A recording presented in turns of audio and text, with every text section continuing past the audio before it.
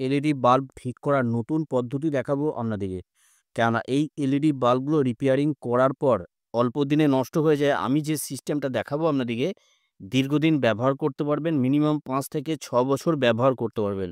একদম নতুন সিস্টেমে দেখাবো। খরচা একদম কস্টিং কম হবে। যে কেউ করতে পারবে। যেকোনো বাসাবাড়িতেই এই কাজগুলো করতে পারা যায় বা যেকোনো বাড়িতেই করতে পারবেন। কোনো জায়গায় নিয়ে যাবার দরকার পড়বে না। সেরকমই একটা সিস্টেম দেখিয়ে দেবো। কেননা এই এলইডি বাল্বগুলোর সমস্যাটা যেটা হয় আগেই বলে দিয়েছি, আমি আবার বলে দিচ্ছি। এই এলইডি বাল্বগুলো রিপেয়ারিং করার পর যেকোনো এলইডি বাল্ব ৯ ওয়াটের যেকোনো এলইডি বাল্ব রিপেয়ারিং করার পর বেশি দিন করে ব্যবহার করতে পারা যায় না। অল্প দিনেই নষ্ট হয়ে যায়। আমি এমন একটা সিস্টেম দেখিয়ে দেবো আপনাদেরকে। মিনিমাম আপনারা ৫ থেকে ৬ বছর ব্যবহার করতে পারবেন একটা এলইডি বাল্ব রিপেয়ারিং করার পর। সেরকমই আমি আপনাদেরকে সিস্টেম দেখিয়ে দেবো একদম লো কস্টের মধ্যে। কোনো রকম মানে খরচা এমন একটা খরচা হবে সেই খরচাটা আপনারা করতে পারবেন। মাত্র ৳২ থেকে ৳৩ খরচা হবে, তার বেশি খরচা হবে না। এরকমই একটা সিস্টেম দেখিয়ে দেবো। আবার বাড়িতে ব্যবহার করা জিনিস দিয়েই আপনারা এলইডি বাল্বগুলোকে ঠিক করতে পারেন। চলুন আমি দেখিয়ে দিই ১ম এ। এলইডি বাল্বটা ডাইরেক্ট ২২০ ভোল্ট এসি ভোল্টের সাথে এসি সাপ্লাইয়ের সাথে আমি সংযুক্ত করব। সংযুক্ত করে দেখে নেব এলইডি বাল্বটা কি কন্ডিশনে আছে। এখানে দেখতে পাচ্ছেন এই ধরনের যে সমস্যা আছে, এখানে দেখতে পাচ্ছেন হালকা জ্বলছে, নিভছে। এই ধরনের সমস্যা এলইডি বাল্বগুলো প্রায় হয়েই থাকে।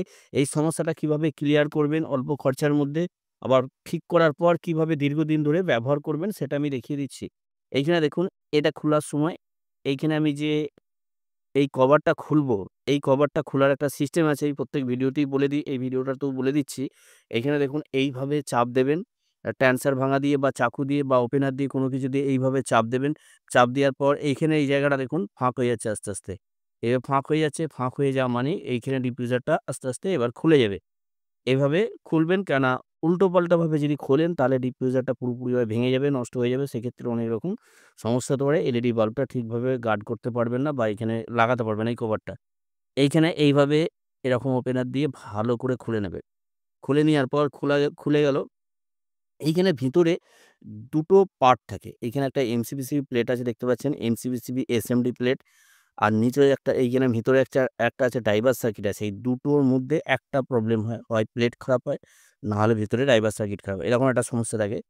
তো আমি আপনাদেরকে দেখিয়ে দেবো কোনটা খারাপ আছে। ভিতরে ডাইভার সার্কিট খারাপ আছে না উপরে এমসিবিসি প্লেটটা খারাপ আছে। সেটা দেখার জন্য এখানে আমি ডাইরেক্ট আবার ২২০ ভোল্ট এসি সাপ্লাইয়ের সাথে সংযুক্ত করছি। এখানে দেখতে পাচ্ছেন হালকা জ্বলছে। এবার আমি আউটপুট ভোল্টেজটা দেখব। কত আছে? আউটপুট ভোল্টেজটা আমি মাল্টিমিটার নেবো একটা। মাল্টিমিটার নিয়ে এইখানে আমি ২০০ রেঞ্জে রাখবো। ডিসি ২০০ রেঞ্জে রাখবো। রেখে আমি ভোল্টেজটা মেপে আপনাদেরকে দেখাবার চেষ্টা করব কতটা ভোল্টেজ আছে। এইখানে আমি ভোল্টেজটা মাপবো। এখানে দেখুন মিটারটা এখন দেখতে পাচ্ছেন। হ্যাঁ, এবার দেখতে পাচ্ছেন। তো এইখানে আমি যাতে করে ভালোভাবে দেখতে পান সেই ব্যবস্থা আমি করি। কেননা এখানে ভোল্টেজটা দেখা দরকার।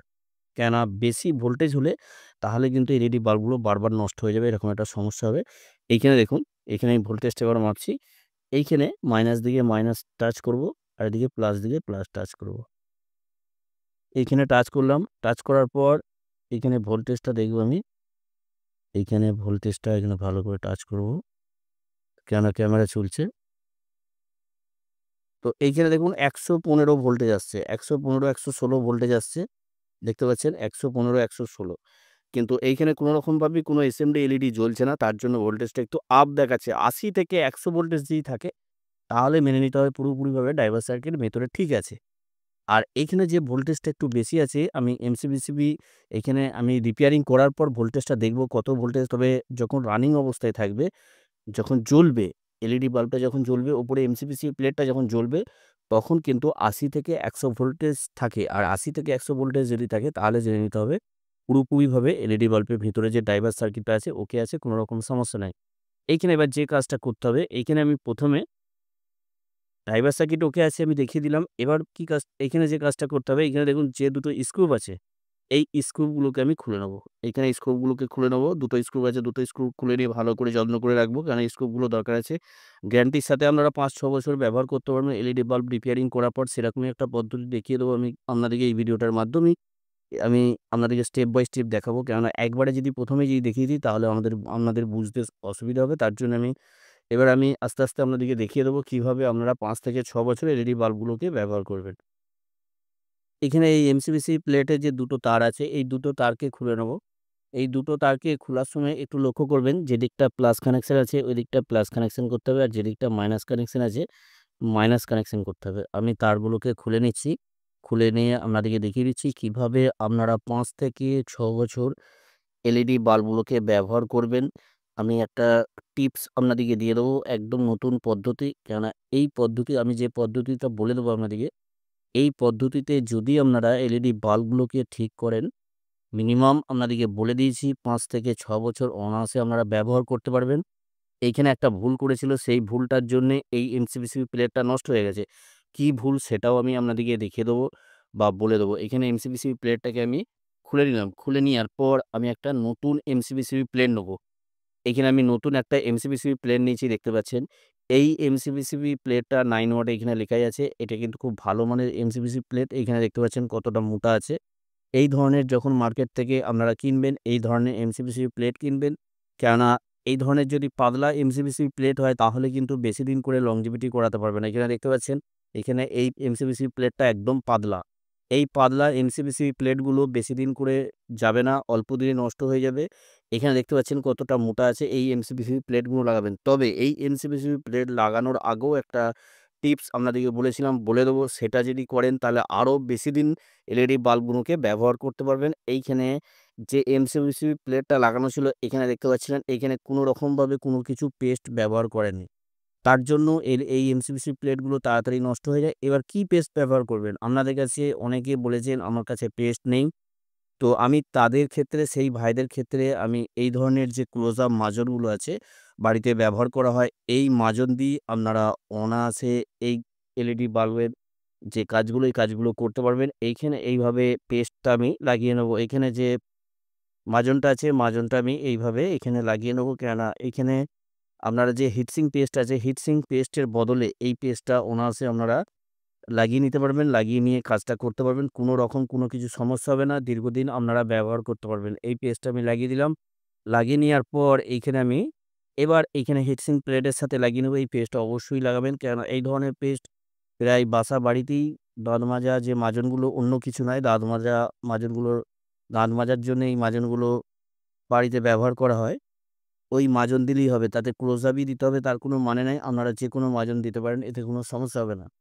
এইখানে এবার নাটগুলোকে আমি ভালো করে এঁটে নেবো। আপনাদেরকে এবার বলে দেবো আমি যে দীর্ঘদিন ব্যবহার করার জন্য কি, কি জিনিসগুলো ব্যবহার করবেন, স্টেপ বাই স্টেপ আপনাদেরকে দেখিয়ে দিলাম।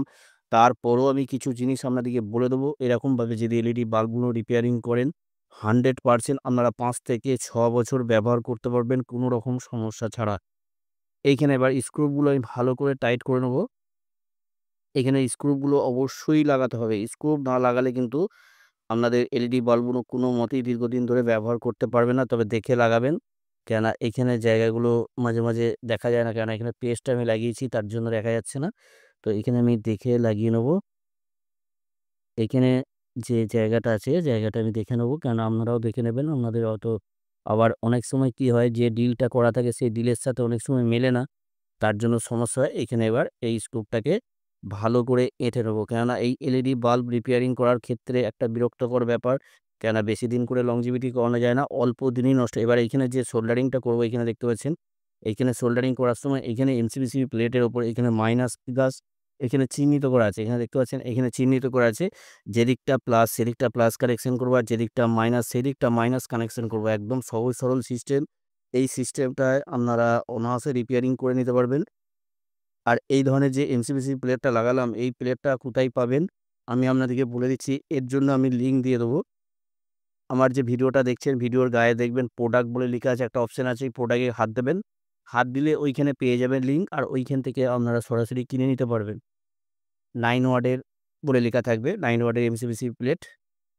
ওইখান থেকে আপনারা কিনে নিতে পারবেন। এইখানে মাইনাস দিকে আমি কানেকশন করলাম, মাইনাস তারটা। এবার প্লাস তারটা আমি এখানে কানেকশন করবো। তো প্লাস মাইনাস এখানে বোঝার উপায় যদি না আপনারা বুঝতে পারেন, এইখানে এমসিবিসি প্লেটের উপর তো প্লাস মাইনাস চিহ্নিত করা থাকবেই। প্লাস হচ্ছে এইখানে ড্রাইভার সার্কিট থেকে যে তারটা থাকে, সেই তারটা একটা রেড কালারের তার থাকবে, একটা ব্ল্যাক কালারের তার থাকবে। রেড কালারের যে তারটা ওটা প্লাস, আর ব্ল্যাক কালারের যে তারটা ওটা মাইনাস থাকবে। এইভাবে আমরা কানেকশন। এবার এলইডি বাল্বটাকে আমি জ্বালাবো। ডাইরেক্ট 220 ভোল্ট এসি সাপ্লাইয়ের সাথে আমি সংযুক্ত করব।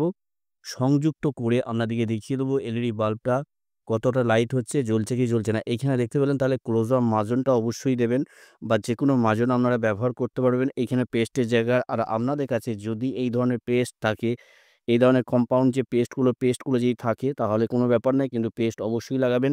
আরেকটা কাজ করবেন, এখানে যে স্ক্রুগুলো আছে স্ক্রুগুলো অবশ্যই টাইট করবেন। আর এইখানে যে এমসিবিসি প্লেটটা আপনারা কিনছেন, এমসিবিসি প্লেটটা অবশ্যই এখানে মোটা দেখে কিনবেন, তাহলে আপনারা দীর্ঘদিন ধরে ব্যবহার করতে পারবেন। মিনিমাম 5 থেকে 6 বছর অনায়াসে আপনারা ব্যবহার করতে পারবেন। এইখানে এবার আমি এলইডি বাল্বটাকে চালাবো, ডাইরেক্ট 220 ভোল্ট এসি সাপ্লাইয়ের সাথে সংযুক্ত করব। সংযুক্ত করে দেখে নেবো এলইডি বাল্বটা জ্বলছে কি জ্বলছে না। এখানে দেখতে পাচ্ছেন এলইডি বাল্বটা পুরোপুরিভাবে জ্বলছে, কোনো রকম সমস্যা নাই। এখানে এবার ডিফিউজারটা লাগাবো। ডিফিউজারটাকে লাগিয়ে দেখে নেবো কতটা লাইট হচ্ছে। লাইট যতটা ছিল অরিজিনাল অবস্থায় ততটাই লাইট থাকবে, লাইটের কোনো রকম পরিবর্তন হবে না। এবার নেক্সট ভিডিওতে আপনাদেরকে দেখাবো 9 ওয়াটের এলইডি বাল্ব থেকে কিভাবে আপনারা 15 ওয়াট করতে পারেন। তার মানে কম আলো থেকে বেশি আলো কিভাবে করতে পারেন সেটা আমি দেখিয়ে দেবো এর পরের ভিডিওতে বা নেক্সট ভিডিও যখন আপলোড করব। 9 ওয়াট থেকে 15 ওয়াট বা 18 ওয়াট কিভাবে করবেন, মানে এই এলইডি বাল্বগুলো কিভাবে 9 ওয়াটের লাইট থেকে 9 ওয়াট থেকে 15 ওয়াটের লাইট কিভাবে করবেন, মানে কম থেকে বেশি লাইট কিভাবে করবেন সেটা আমি দেখিয়ে দেবো নেক্সট ভিডিও আপলোডে। এইখানে আমি সরাসরি ডাইরেক্ট 220 ভোল্ট এসি সাপ্লাইয়ের সাথে সংযুক্ত করেছি। এখানে দেখতে পাচ্ছেন এলইডি বাল্বটা পুরোপুরিভাবে জ্বলছে, কোনো রকম সমস্যা নাই। তবে এখানে যে ব্লিঙ্কিংটা হচ্ছে লুজ কানেকশনের জন্য হচ্ছে। এখানে দেখতে পাচ্ছেন লাইট একদম অরিজিনাল যতটা লাইট ছিল ততটাই লাইট। আশা করি আপনারা বুঝতে পেরেছেন এই এলইডি বাল্বগুলোকে কিভাবে আপনারা 5 থেকে 6 বছর ব্যবহার করার যে পদ্ধতি বা রিপেয়ারিং করার যে পদ্ধতি, সেই পদ্ধতিটা আপনারা আশা করি বুঝতে পেরেছেন। এইভাবে যদি রিপেয়ারিং করেন আপনারা অনায়াসে 5 থেকে 6 বছর এলইডি বাল্বগুলো রিপেয়ারিং করার পরও ব্যবহার করতে পারবেন। যদি আপনাদের ভিডিওটা ভালো লাগে অবশ্যই এটা লাইক করে দেবেন আর আপনাদের বন্ধুদেরকে এই ভিডিওটা শেয়ার করে দেখার সুযোগ করে দেবেন। আপনারা সকলেই ভালো থাকবেন, সুস্থ থাকবেন, নিজের খেয়াল রাখবেন। ওকে, থ্যাংক ইউ, ধন্যবাদ।